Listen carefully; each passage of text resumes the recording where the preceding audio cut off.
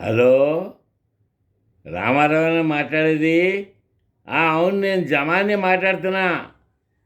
అవును, ఈ మధ్యన నేను ఒక నాటకం వేయడానికి వైజాగ్ వెళ్ళాను రా. అక్కడ మన పాత ఫ్రెండ్ సూరిగాడు లేడు, ఆడు కలిశాడు.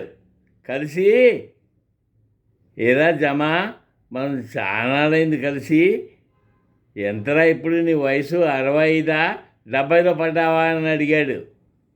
అప్పుడు నేను నీకు ఎప్పుడు చెప్తుంటాను కదా ఒక కథ, అది గుర్తుకొచ్చిందిరా. అదేంటంటే, ఏంట్రా ఇప్పుడే తింటాం మొదలెట్టావు? విను కాస్త ఓపికగా. అదేంటంటే, బ్రహ్మదేవుడు మనుషులు తయారు చేసేటప్పుడు ఒక్కొక్కరిని తయారు చేస్తుంటాడు కదా. అదే రా, డబ్బున్న వాళ్ళని, డబ్బు లేని బీదవాళ్ళని, అలాగే కళాకారులని. ఆ కళాకారుల లిస్టులో మనం కూడా ఉంటాం కదా. వాళ్ళు తయారు చేసేటప్పుడు మనల్ని తయారు చేశాడు, కళాకారులు అందరినీ తయారు చేసి, ఏదో మర్చిపోయాను అనుకుంటూ ఉంటే గుర్తుకొచ్చింది.